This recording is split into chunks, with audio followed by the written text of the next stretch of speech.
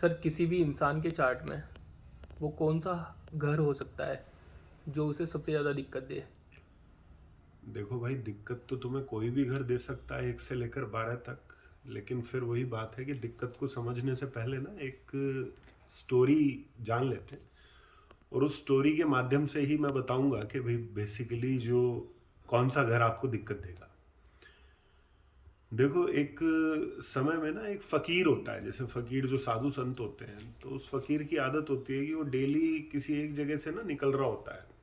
तो वहाँ पे कुछ असामाजिक तत्व जो रहते हैं, जो मतलब जिनका काम ही जीवन में हो हल्ला करने का होता है, तो उसको हमेशा नोटिस करते हैं, उस पर कोई ना कोई फब्तियाँ कसते हैं।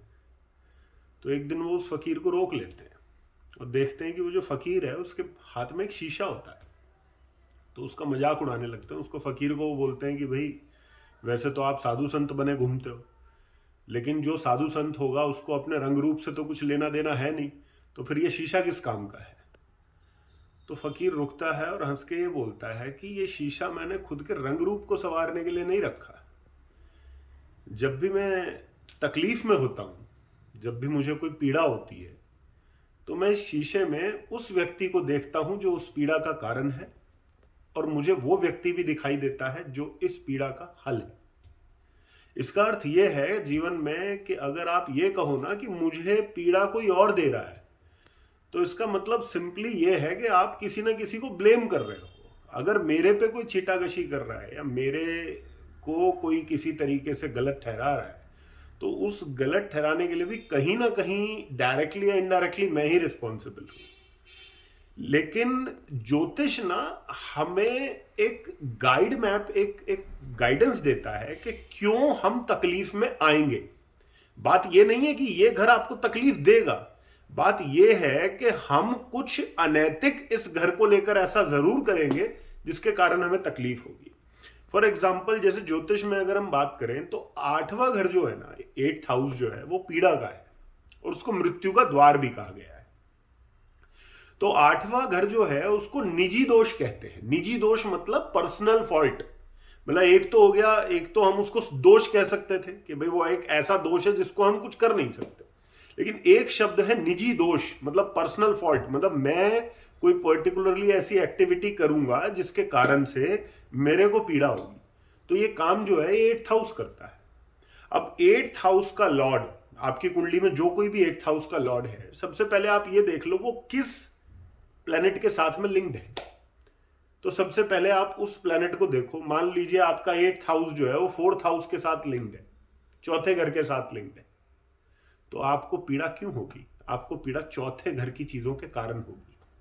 अब चौथे घर में क्या चीज आती है? चौथे घर में आता है आपका मन, आपकी मानसिक स्थिति, और आपके इमोशंस भी चौथे घर से ही आते हैं निकल के। इसलिए कहीं ना कहीं ये जो आपका इमोशनल इम्बैलेंस है, ये जो आप इमोशनली कभी भी बहुत खुश हो जाते हो या कभी भी बहुत दुखी हो जाते हो, ये इमोशनल इम्बैलेंस कारण बनेगा आपकी पीड़ा का। कोई और चीज आके आपको पीड़ा नहीं देगी।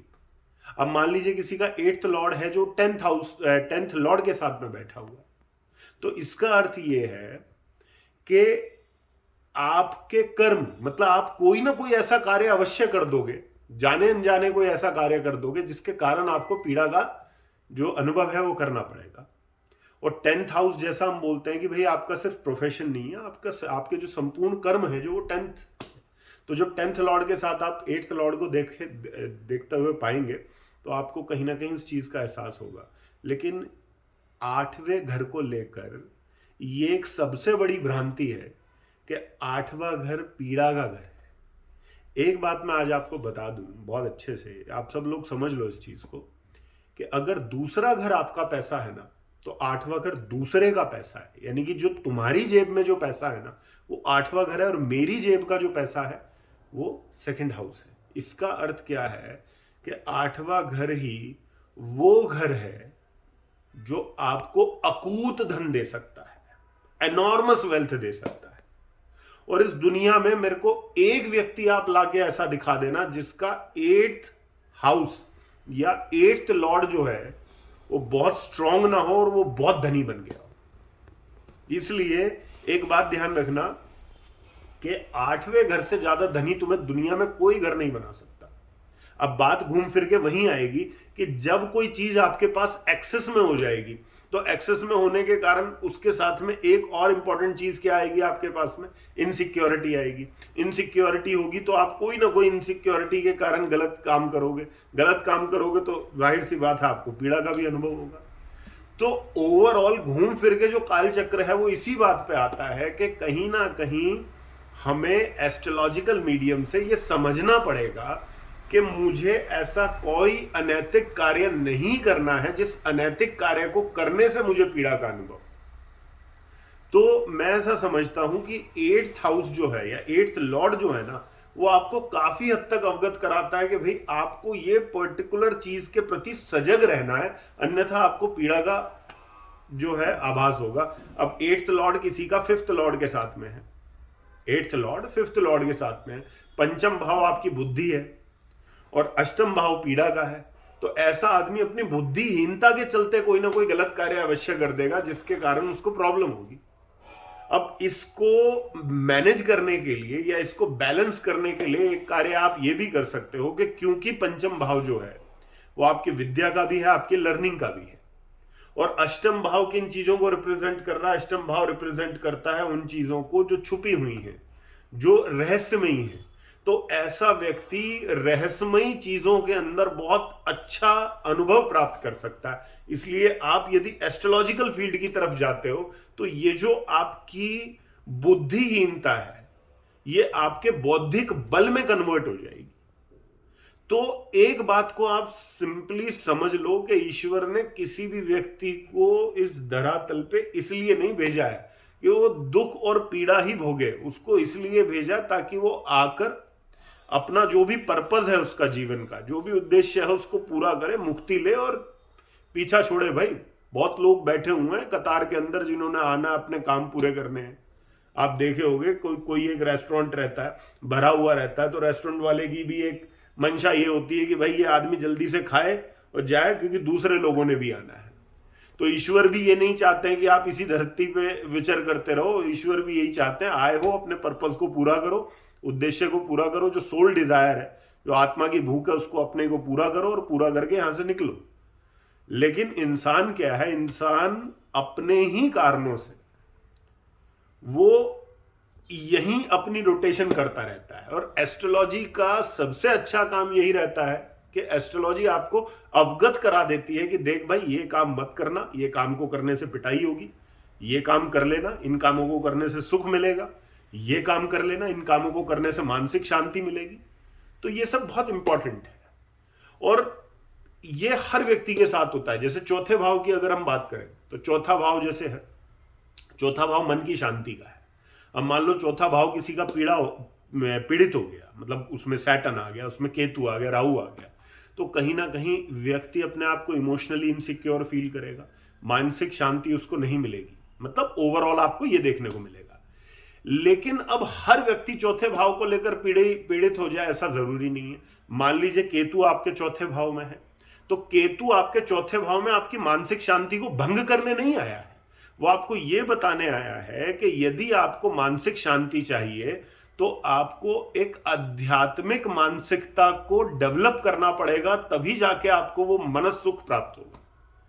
राहु वहां पर आ गया तो राहु किस चीज को रिप्रेजेंट करता है? राहु बड़ी चीजों को रिप्रेजेंट करता है। तो राहु वहां आपको यह कहता है कि भाई अपने जो विचार हैं उनको इतना बड़ा कर लो कि वो विचार इनसिक्योरिटी के बजाय एक बड़े विजन में तब्दील हो जाए। सैटर्न वहां आता है तो सैटर्न चौथे भाव में बहुत रुलाता है आदमी को। किसी के भी सैटर्न चौथे भाव में होगा, उससे बोलना भाई तेरे तो घर वाले तेरे को बहुत पीड़ा देते होंगे, वो आदमी रो पड़ेगा। लेकिन उसके रोने के पीछे कारण यह है कि वो कहीं ना कहीं चौथे भाव के प्रति अपनी जो रिस्पॉन्सिबिलिटीज हैं, उसका जो दायित्व है उसको पूरा नहीं कर रहा है। तो जिस दिन वो अपने दायित्व को, अपनी रिस्पॉन्सिबिलिटी को पूरा कर लेगा, उससे ज्यादा मानसिक सुखी व्यक्ति इस दुनिया में कोई नहीं होगा। इसलिए जो लोग ये कहते हैं कि ये योग खराब है, ये योग बढ़िया है, ये योग ऐसा है, उन्होंने ज्योतिष को उस ढंग से देखा ही नहीं है जिस ढंग से ज्योतिष को देखने की आवश्यकता है। तो मेरा जो अपना ये कर्मा अलाइनमेंट टेक्निक की जो एक फिलॉसफी है, वो फिलॉसफी इसी आधार पर बनी है कि बजाय आप उन चीजों के दुखी होने के कि भाई मेरे साथ तो ये है, मेरे साथ तो ये प्लैनेटरी पोजीशन खराब है, आप स्ट्रेंथ की तरफ ध्यान दो। क्योंकि एक बहुत बड़े जो युग पुरुष हुए हैं हिंदुस्तान में, महर्षि महेश योगी, उन्होंने एक बहुत अच्छी बात कही। उन्होंने बोला कि डार्कनेस को फाइट करने के बजाय आपको उजाले को बढ़ा देना चाहिए। You have to increase the light instead of fighting the darkness. तो बजाय आप बुरी चीजों से लड़ने के, जो अच्छी चीजें हैं ना, उनकी स्ट्रेंथ बढ़ा दो, आपको जीवन में प्रॉब्लम नहीं होगी। इस बात को याद रखना। तो यही उद्देश्य है ज्योतिष का। तो ओवरऑल जो कंसेप्ट था तुम्हारा कि दुख और पीड़ा का भाव क्या है, तो उसके लिए 8th हाउस को देख लो, बिकॉज 8th हाउस तुम्हें अवगत कराएगा कि कहां तुम पर्सनल मिस्टेक करोगे और किस पर्सनल मिस्टेक के चलते आगे जाके तुम्हें सफरिंग जो है वो फेस करनी पड़ेगी।